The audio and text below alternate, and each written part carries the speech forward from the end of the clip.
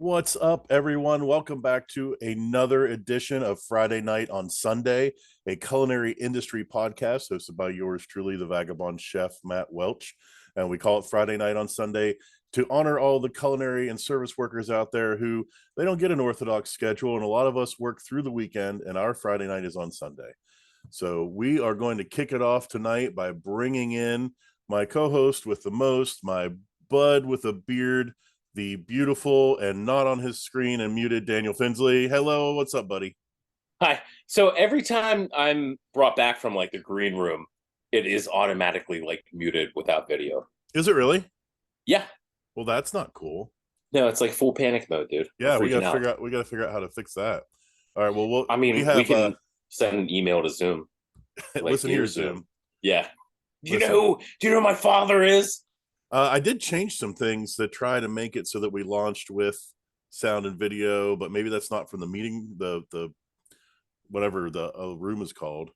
Like we said Anyway, before, like nobody really knows how this works. yeah, we're So figuring this out as we go. It's yeah, okay. let's just crush it. This is how it's done. What are you drinking tonight? Was that a country boy I saw? It uh so it is a country boy. It's shotgun wedding. Oh, nice. This is a surprisingly, I shouldn't say surprisingly. So like any kind of like brown ale, nut brown ale or anything like that is usually good, man. But like it's a brown ale aged on vanilla beans. It's good, dude. That's all I have to say about that. Yeah, it tastes like I'm not going to work tomorrow. Heard that, buddy. Well, I got It's so lucky, good. and my future wife stopped by on the way home and picked me up some Founders All Day IPA because all I had in my fridge is Miller Lite and Budweiser, and a guy can, but a guy doesn't want to. Right. So fun fact, I almost got that today. Yeah, The Gumby's in Elm Grove has, I don't want to say like a surprisingly good selection, but I bought that like 9 times and I it's a ended up, it's a great go-to, that's for sure. Not a yeah, huge ABV, but a really nice flavor, and yeah, I get tired of drinking the same thing over and over again, so I like to switch it up. yeah, me too. Me too. Well, let's bring our guest in from the nether regions of whatever purgatory Zoom has her in right now. Poor Sarah. All right. And welcome, everyone. Welcome to, there we go, Hey, So, Mayor of Moundsville, Sara Wood-Shaw. thank you very much for having me. I'm excited. Yeah, how are you doing tonight? I'm good. What about you both? Oh, we're killing it. We are killing it. Just like you, Sarah, busy burning it at both ends. I think I could speak for both of us here, and just happy to be here. Happy to have you on and talk to you a little bit about what's going on down in Moundsville. Well, I'm excited. You just started this back up, correct? Will this be your second episode? I believe it will be. Yeah. Yeah. yeah, So, Oh, that's exciting. yep. So we had tried to talk back in May when we did an Appalachian evening, and it's everyone's so busy. It's really hard to make anything happen. And this show went on hiatus for a little bit, but now we're bringing it back. And now we just did another Appalachian evening down at the riverfront in Moundsville, and it was a perfect time to bring you back. Absolutely. It was our third one, so we're going strong. They've all been extremely successful. Yeah, and was it Hillary that brought up how lucky we've been with the weather? Yes, we have been. I know Everyone finds something to knock on right now. in the We, spring we were a little bit worried, yet knock on wood. yeah. Forecast was showing rain, but we have been so lucky. You always take that chance with outdoor events, but we haven't had any issues so far. Well, we've been very lucky, and you all do an amazing job. That pavilion looks like a 4-star restaurant by the time you all it get is done with it. awesome. And like, so I just realized, not too long ago that things like that were happening, or like that structure was there, like all the events and stuff. My God, like how far Moundsville has come since I really started like going there in the mid, like 2005, 2006. It's awesome. Well, that was It's one of the Well, coolest things I heard from. I think it was the first event we did. Someone came up to me afterwards and said, "We just didn't think anything this nice would happen in Moundsville." And like, well, that's exactly the point. Well, yeah, yeah, absolutely, and I agree because what it was like when you think of Moundsville, you think like how it used to be, much like how people are outside of Wheeling think of Wheeling, and there is Yeah. like change and progression, and man, it's fun to watch from an outside And I think in the past 5 years, we've been really trying to change that perspective of Moundsville. I think we're Yeah. undergoing a renaissance of sorts. We started the Arts and Culture Commission in 2019, and one of our favorite events is the Appalachian Dinner. So we Yeah. transform the Riverfront Park. It's just a shelter with picnic tables under it, and that's all that's there, and a kitchen and restrooms. And we Yeah. transform it into something that looks really beautiful that people Yeah. are excited to come to. Matt always does a great job with the food. I told him I think it's always delicious, but this one was the best one yet.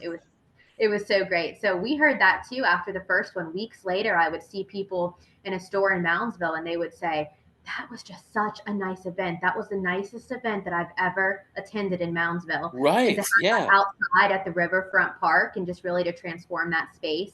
And it was so beautiful with the sunset, and you see the river and the bridge, and it just all comes together really nicely. Yeah, Yeah. it's a really special event for sure. And I would like to get a little bit more into the foundation of the Arts and Culture Commission, and like, where did that come from? Who decided that that was an important part of what you all are doing in Moundsville?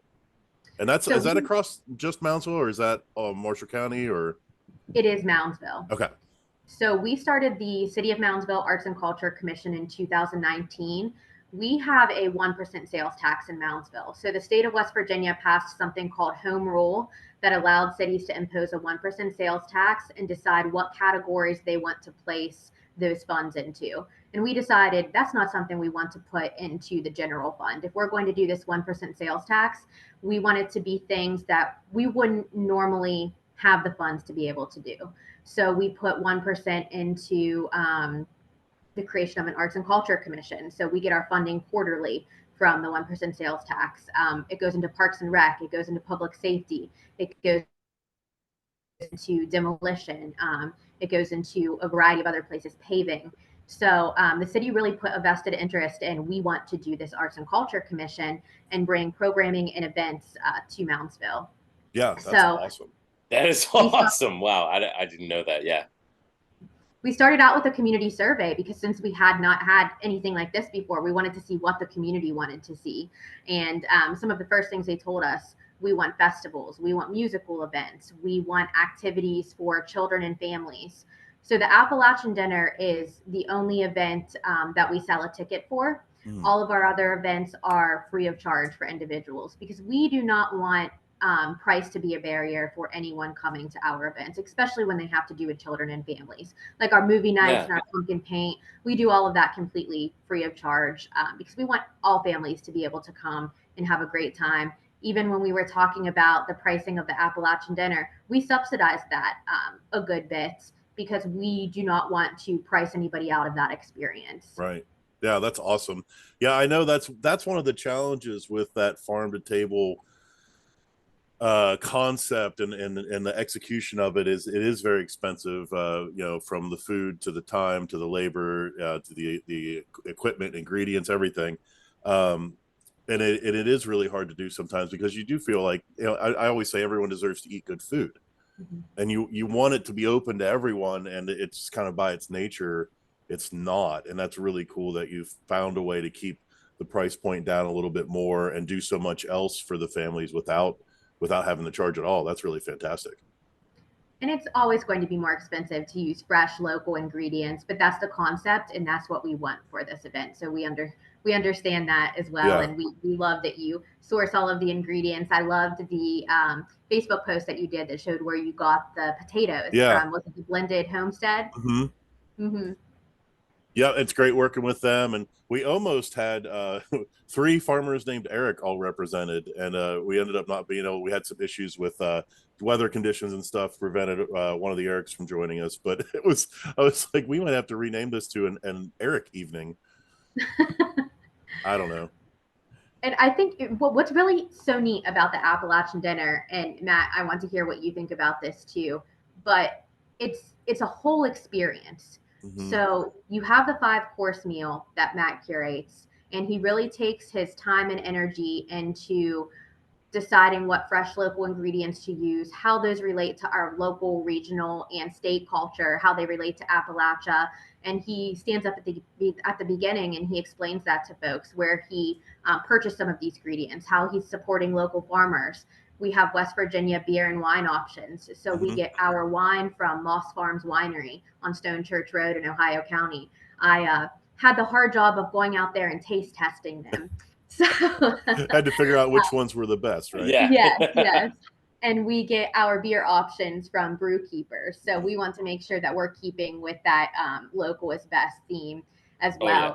We always have music involved, and we try to make that musical acts that are going to stick with the theme of the event. We had Kanawha this year, and two of the individuals in that band are brothers, and they are both from Moundsville. I thought they did a great job. Oh, they were amazing. Yeah. Every band that's played has been amazing. It's been such a good time. I mean, honestly, I feel like at best the food is one of the three legs that hold the stool up. There might be four legs to that stool, because the decorations are amazing, the music is amazing, everyone that helps out from the commission and from the parks and everything. I mean, it's just all the way around.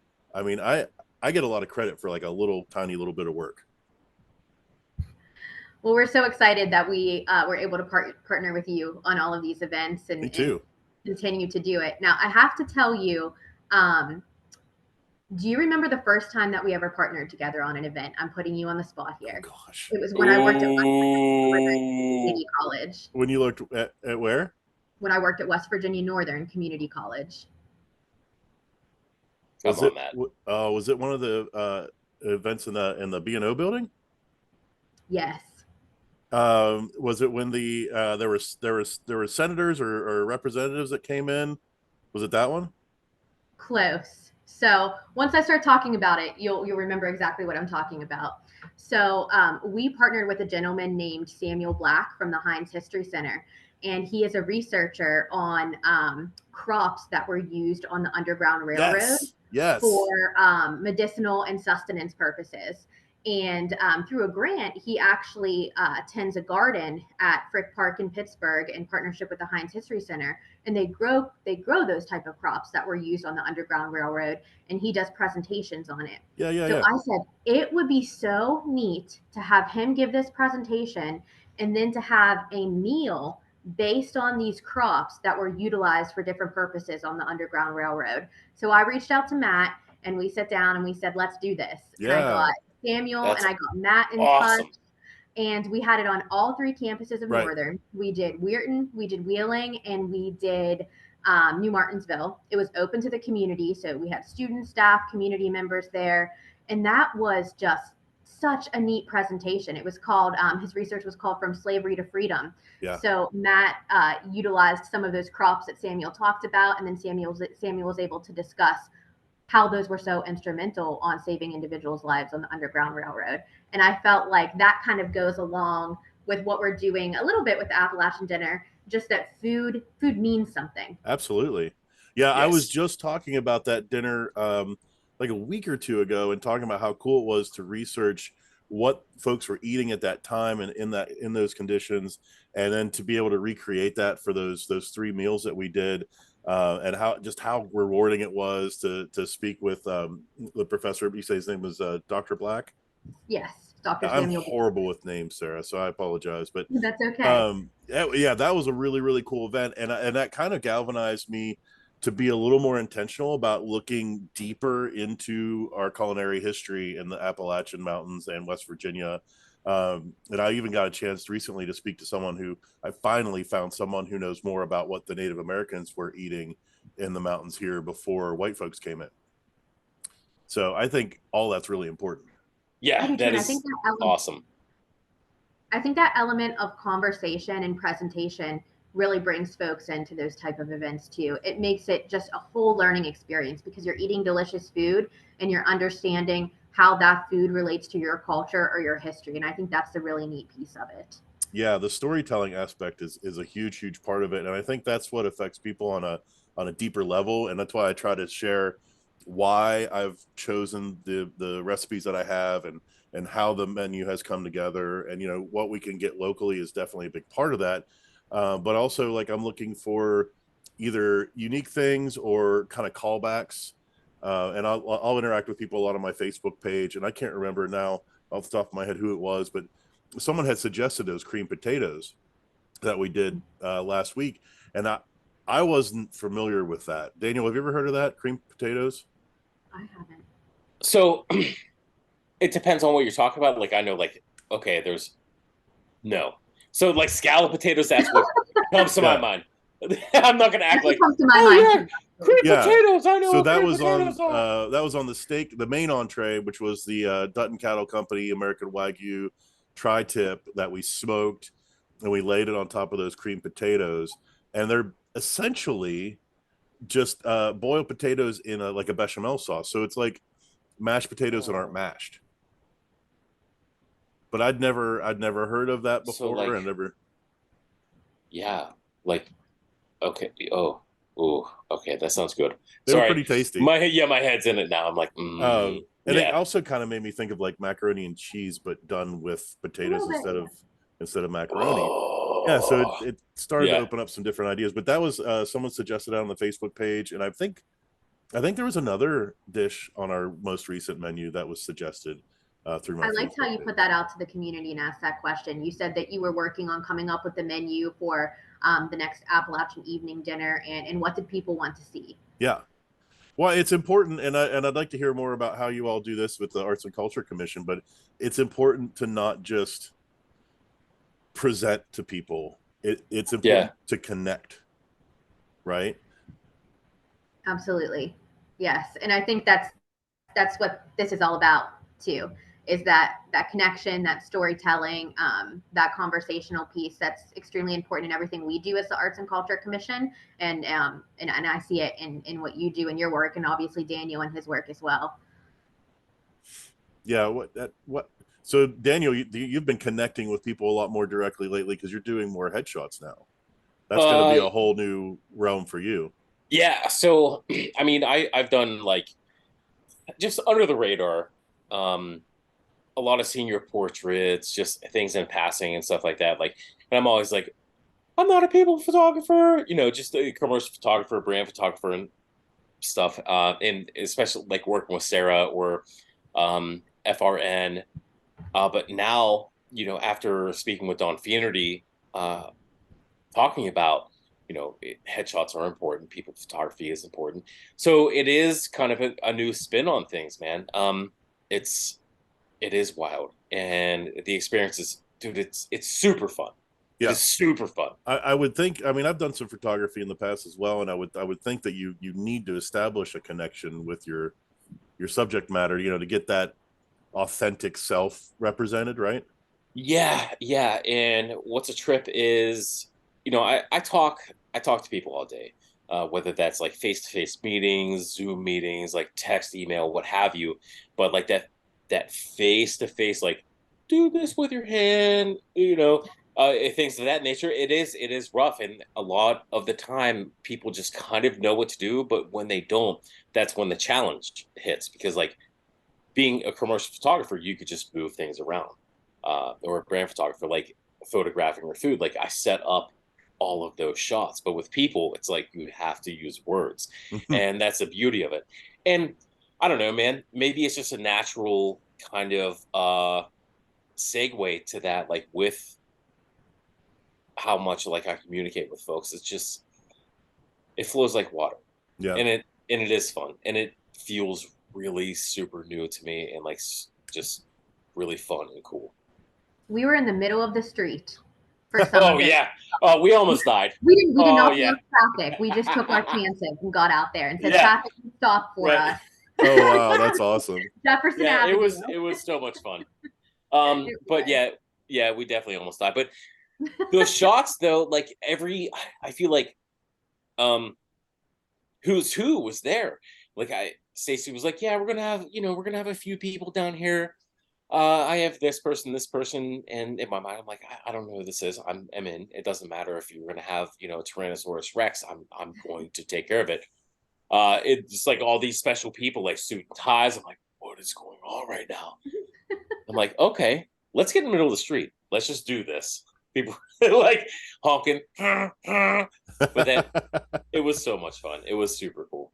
And you really had people's personalities shining through in those photos. I think we had our city manager, Rick Healy, and he's holding on to a pole, swinging from the pole. Yeah, it was like singing in the rain. It was using muscles, and it was yeah, fun.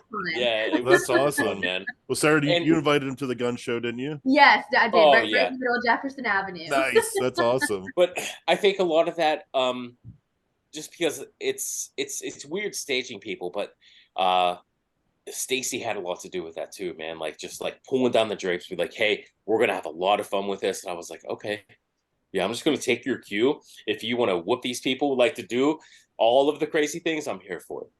And it worked, and it was a blast.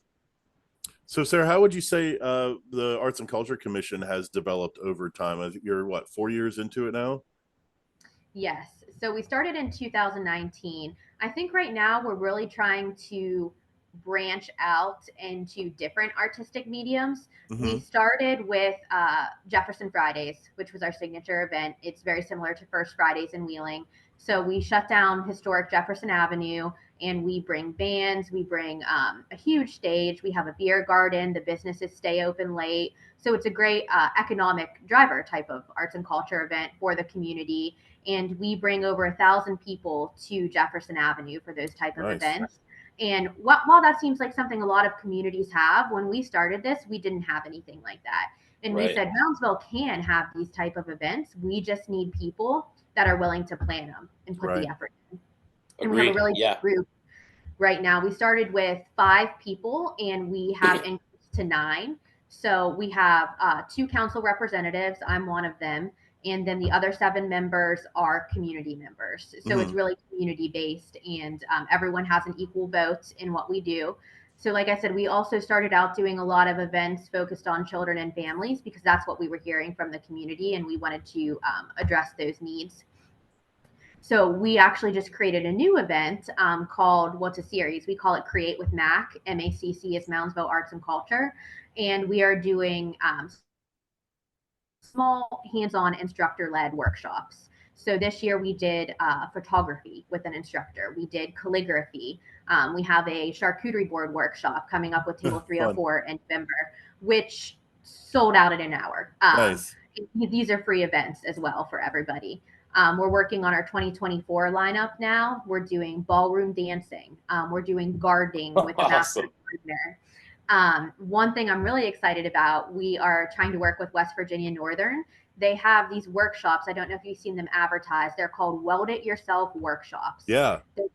They're so neat. So Yeah, they're that's 3 really cool. hours. You do not need any welding experience. You go in and you make, they've done a rose before. They've done a Christmas tree, star to put on top of your Christmas tree.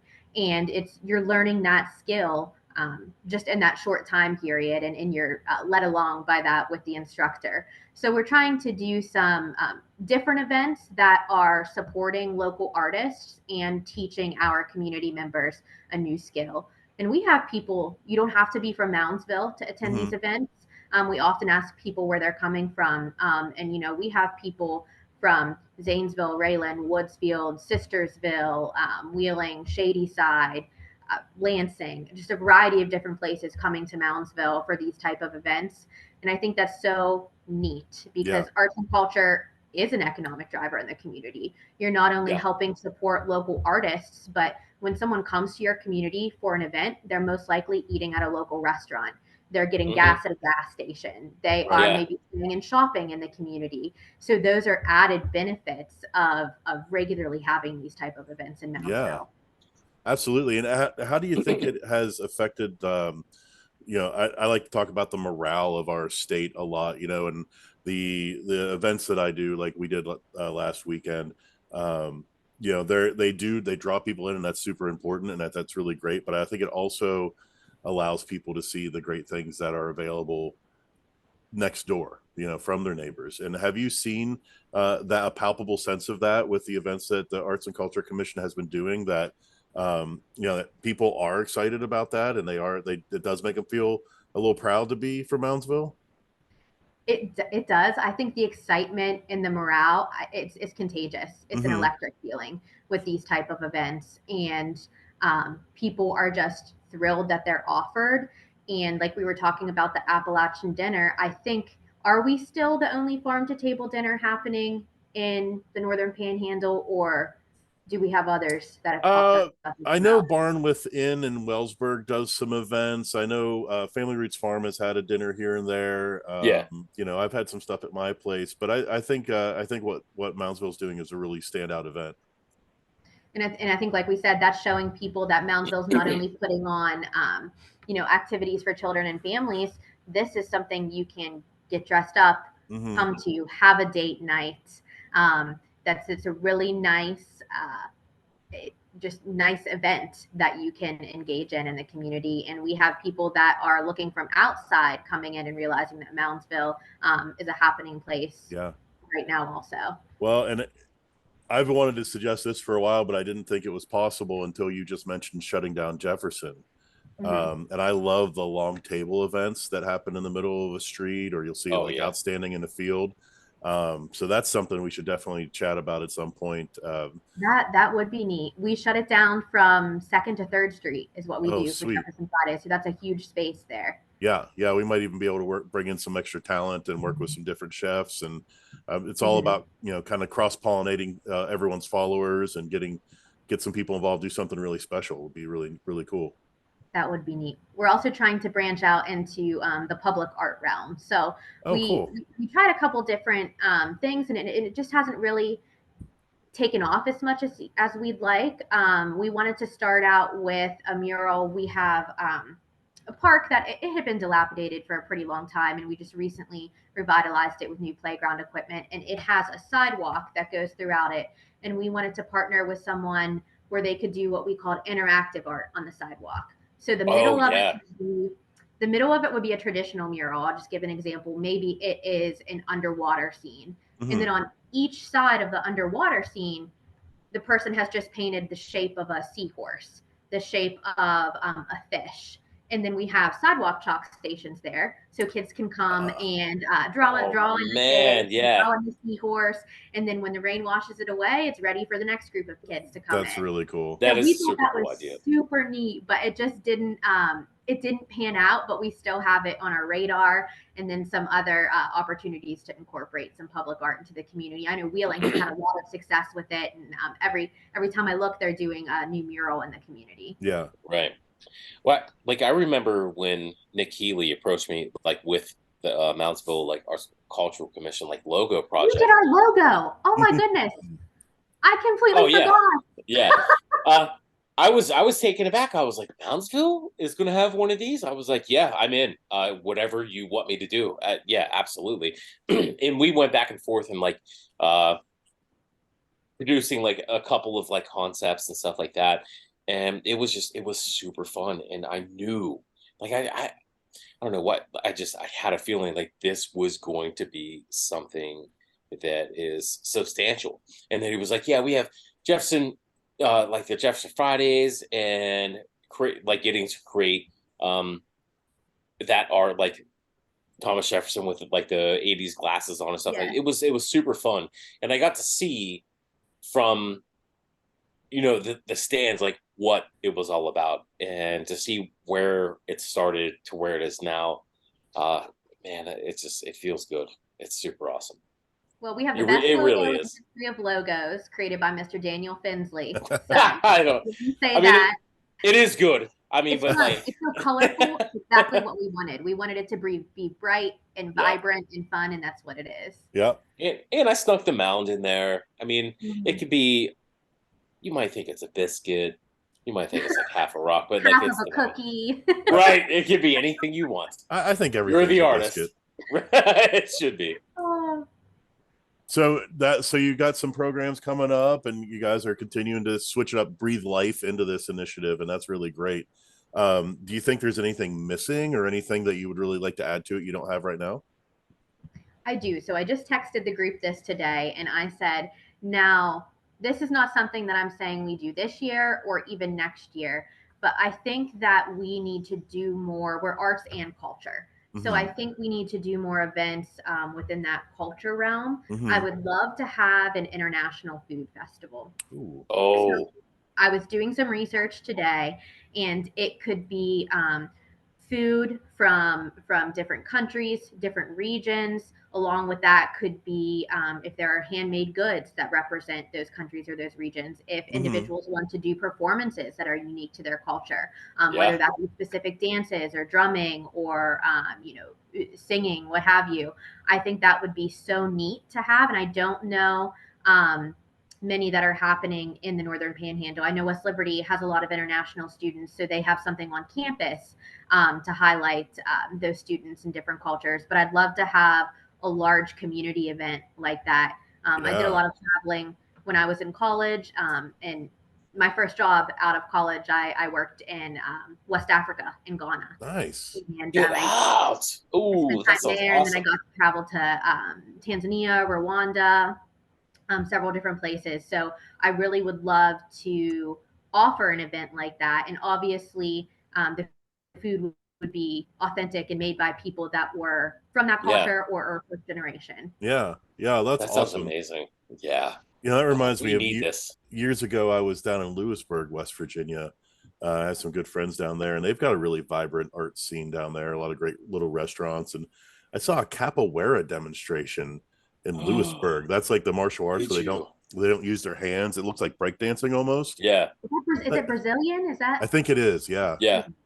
It's amazing. And people sleep on West Virginia like we don't know what we're doing, when we got some really cool stuff happening. Yeah. And again, you could have Appalachia in that international festival. Oh, absolutely. You have, certain instruments and dances and food that's unique to our culture. So that could be part of it as well. It would be an undertaking, but I think it would be something so important and unique to our area to highlight that diversity. Yeah, that would be great. And just I love the idea of including Appalachian culture as a representative amongst a lot of other cultures, because we do kind of tend to segregate it, I think, in our minds. And it's not that at all. I talk all the time about how our history has continued to develop and our culture has continued to grow. It didn't die on Blair Mountain in 1921 with the Cold Wars. Like we are still living, breathing people. And that means that now, Mexican food can be Appalachian and Asian food can be Appalachian, because those people live here now. Those are influences in our culture. Those are our neighbors now. It's not all just Western European influences.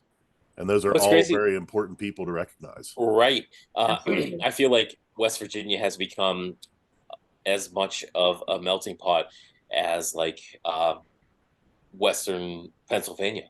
Like it overflows without question. And you can see that, like, especially with food or just like people in general.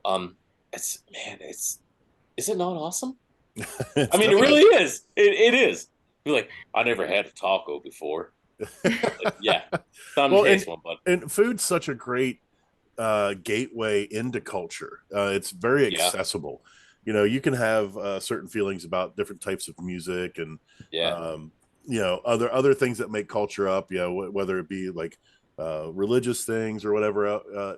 People can have biases towards those things, but food is just open, and if you taste good food, generally you can be like, that's really good. It might not be everyone's cup of tea. It might be like, oh, I like that, but it's not for me. But it's still, and when it does hit, I think it's really transformative.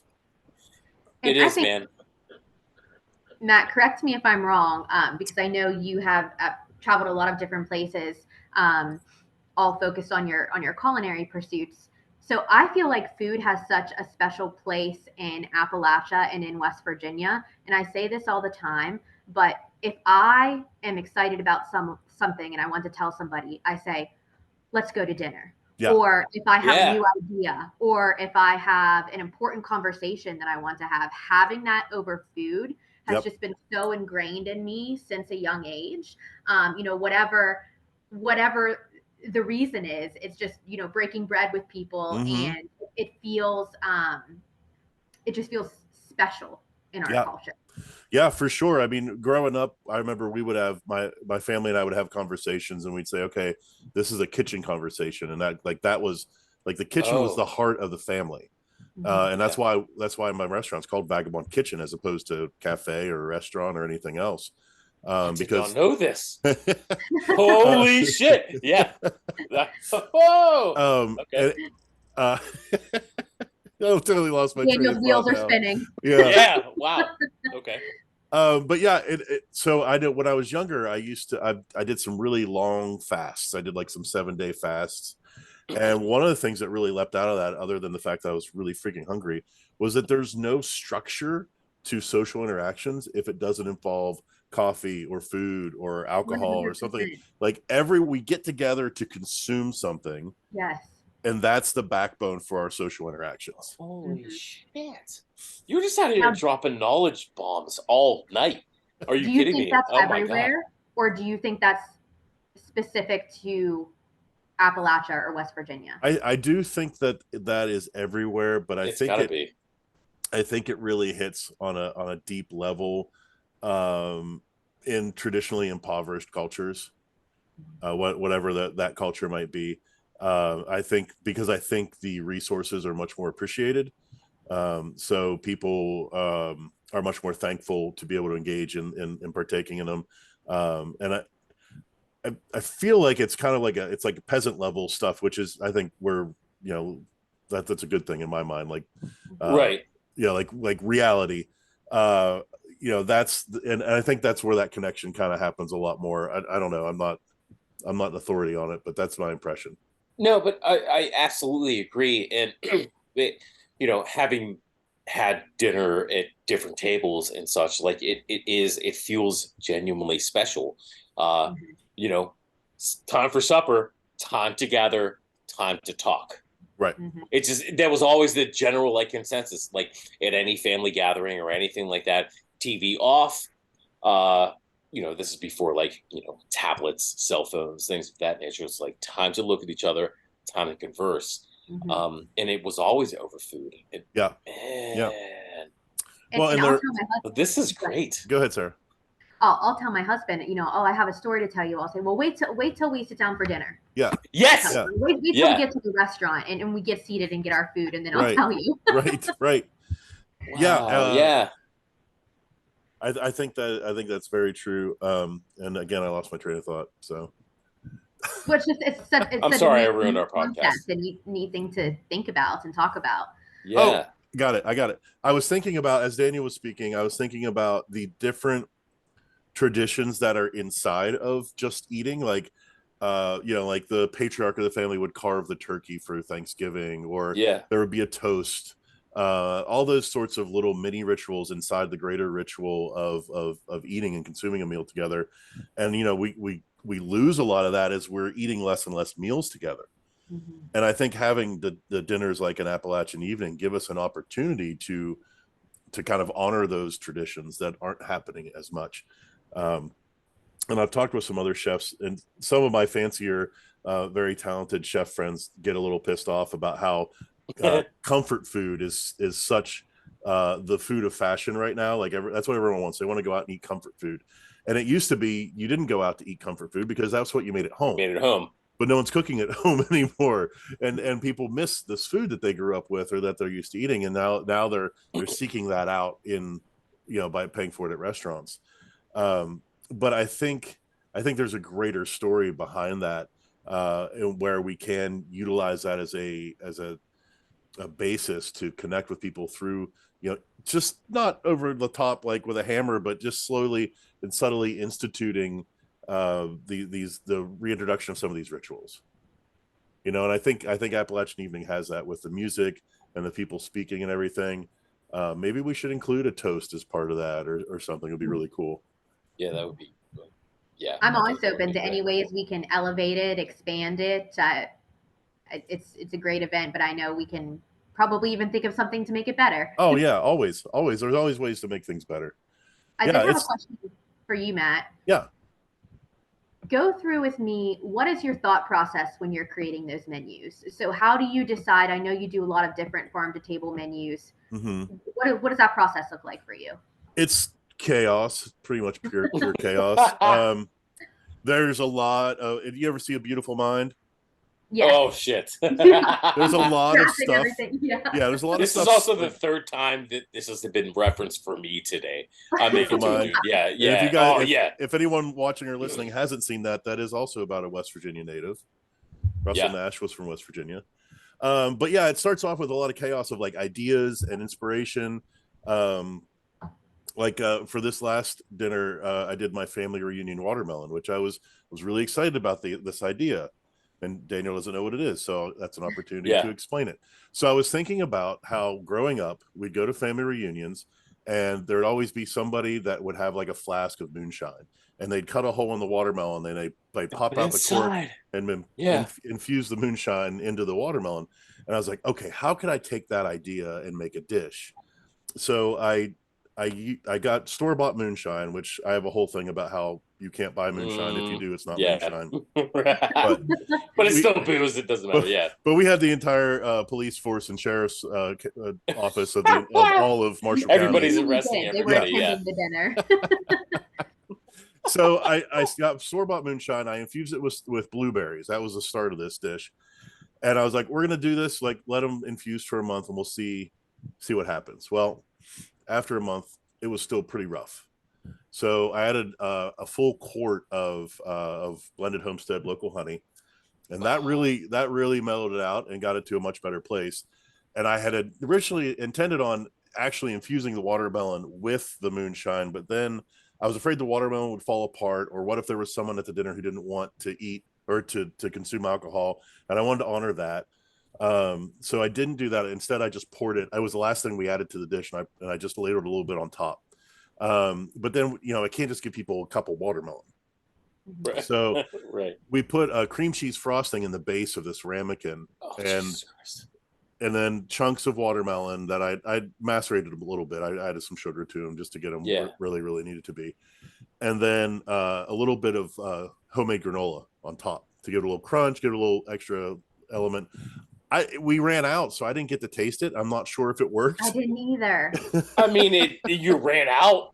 But this is fucking brilliant, dude. God damn. But so that one started off with this idea, like a callback to personal history.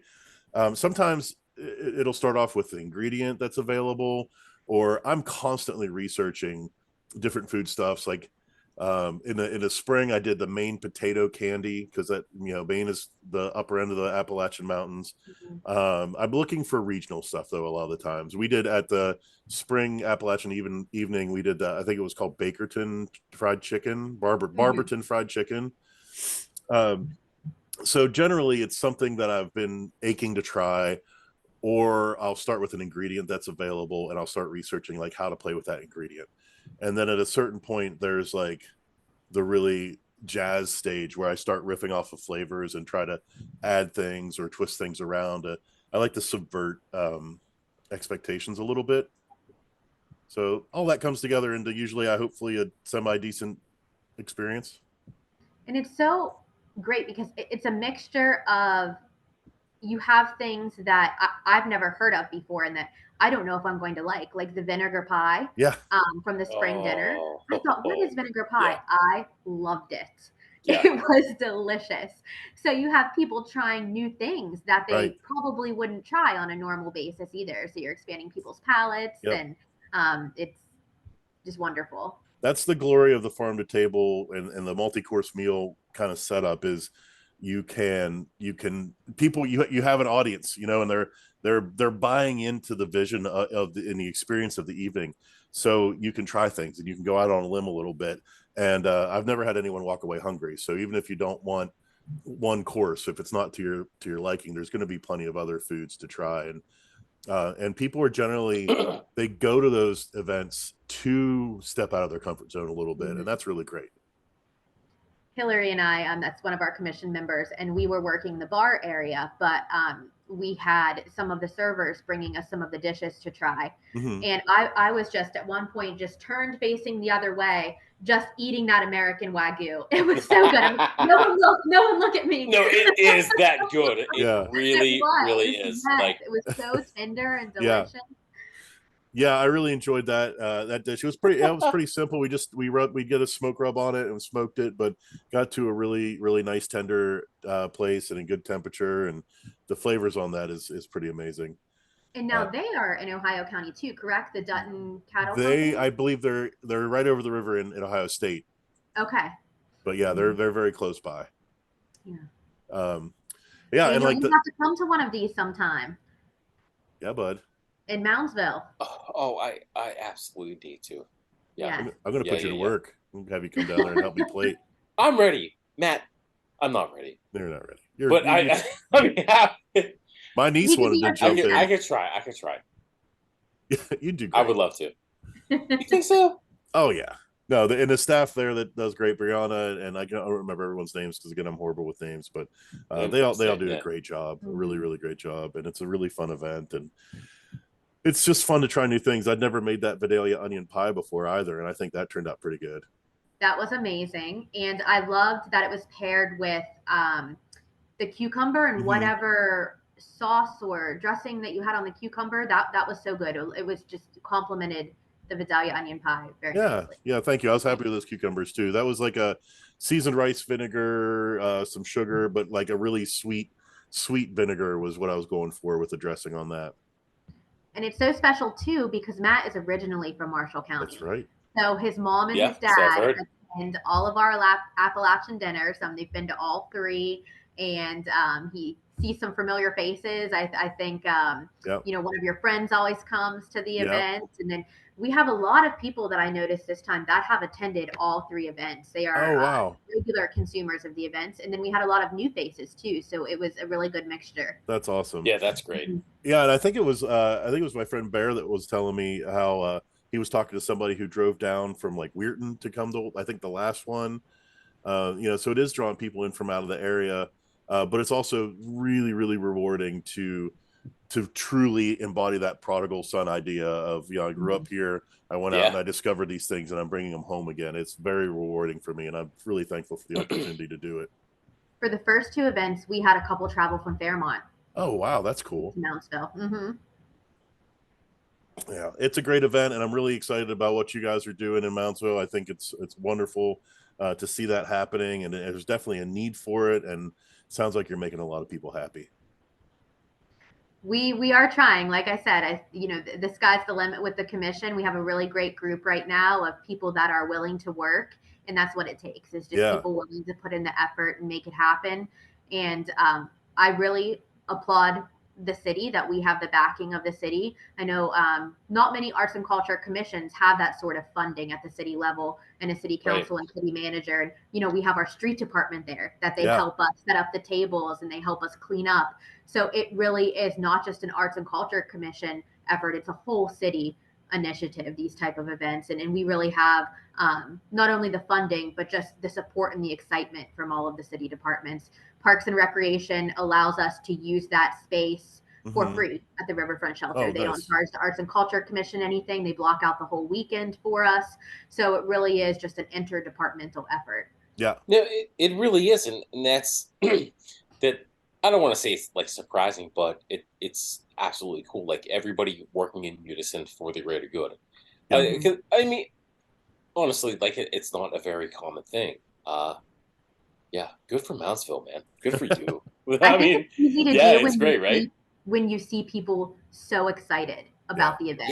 Yeah. When you hear such positive things, it's really easy to get people on board at that point and want to be part of this. We've had Marshall County Schools reach out and say, we would love to contribute to some of your events that have children and give you activity books, crayons, what have you to hand out. We've had the FRN reach out. They support a lot of our events. So it's really becoming not only city, but different organizations that are wanting to partner also. And that's really special. Yeah, for sure. Yeah, and there are a lot of really rewarding parts of this personally, but I love after the event seeing all the posts start to pop up because usually isn't it cool to see all the pictures and everyone's just so excited about it, and it's the good feels linger on for at least a solid week. They really do. Yeah, that's one of my favorite things. I'll pull those up sometimes at council and I'll read through and just read what people have said positively about the event. So all of the other council members know as well that these events are really mean something to the community, and we need to keep having them. Yeah, absolutely. That's so great. Thank you for letting me be a part of it. It is a great time. Well, thank you so much. Like I said, after us partnering together on that event when I was at Northern. There was Yeah. no doubt of who we were going to reach out to move forward with these Appalachian dinners. So. Oh, that's awesome. Yeah, that was another menu to resurrect sometime as well, if there's ever a call to or a good That reason would be to. neat to do something like that again. Yeah, absolutely. Awesome, Sarah. Well, hey, we've used up a bunch of your time, but boy, I sure did appreciate it. I really enjoyed talking to you tonight. Well, this was fun. Thank you for having me on. Yeah, you bet. Daniel, you got anything else to say to Mayor Sarah here? Sarah, the queen of Moundsville. I am so sorry. Like I'm still resonating on not putting two and two together. Good for you. Better late than never, right? Right, right. Just like in passing, like I'm gonna take photos of you in the middle of Jefferson Street. Yeah, man. It's great to see how movers and shakers and people with positive mental attitudes, we all end up coming together. Or people that can't remember names or faces. Oops. Well, Daniel, it was good to see you again. And I'm glad I kind of just put two and two together that you had created our logo all the way back when. So we're even then, because I forgot to bring that up on the show and you didn't remember me. So we're even. Thank you. Fabulous night of reconnection. Yeah. Awesome. All right, Sarah, thank you so much. You have a great evening and we'll catch up soon, I'm sure. Thank you very much. Have a good evening. All right, we'll see you. Bye. Bye. Well, that was a good time, man. Yeah, it was. What a small world, man. Yeah, it really is. It really is, man. And it's really cool too. That Sarah and I worked together on that event so long ago, and you worked with the Arts and Culture Commission when they first got off the ground to do that logo, and it comes back around. Like, we've been doing this long enough now where like we've created this history, and like, even me getting into the state park position, I've been talking to the higher ups there a little bit more, and they're like, yeah, we had our eye on you for a while. We were following what you did, and like, you just don't realize there are a lot of people paying attention that don't say anything. And that blows my mind, because like it happens a lot with me too, man. Like I've been looking at your work for a long time. I've been thinking about hiring you, and then they do. I'm like, it's maybe it's like the humility or like imposter syndrome or what have you, but like it still feels good. It will not get old. Am I right? No, I think you're absolutely right, and I just think it's important to remember that there are people with your best intentions at heart that aren't saying anything, because especially in the world of social media, we can get wrapped up in the trolls and people being negative, and like, a lot of times the most negative people have the loudest voices, but they're the ones we should be listening to the least. I mean, there's an ocean of them, but like, I know that a lot of them use their voice just for like unsolicited like opinions or advice or whatever. Right. But like, sometimes, man, you should take heed. Yeah. And if I think if anyone's out there listening, and just remember, like, there's a lot of people out there, they're watching what you do, and they're applauding you. They're just doing it silently right now. Keep it up. And that this is also the third time I had this conversation too, today. Our area, in terms of like social media or like reactionary things, like, we are such a weird bubble. Mm-hmm. You know what I mean? Like, in terms of exactly what you said, or like watching from the sidelines and seeing what happens and then reacting. It's special in its own certain way. I mean, it's frustrating, but you are absolutely right. It is like from the sidelines, and there are people out there. Well, I think Wheeling's at this very special size of population where we forget that everybody knows everybody, and we speak as though we live in a big city where we can just have word diarrhea, and like just talking shit, right? But bad gas travels fast in a small town, and and then you get all this rumor milling and gossiping happening, and like so people just got to remember, and it's hard. I mean, we've talked before about how hard it can be to take the high road all the time, and sometimes you got to blow off some steam and talk some shit, and like, that's cool. We're all human beings, but just we got to try and do that in safe places. and not over social media. Yeah, absolutely right, man. And like, yeah, you're right. I have nothing else to add, but like, you are absolutely correct, without question. And on that note, we'll catch you later.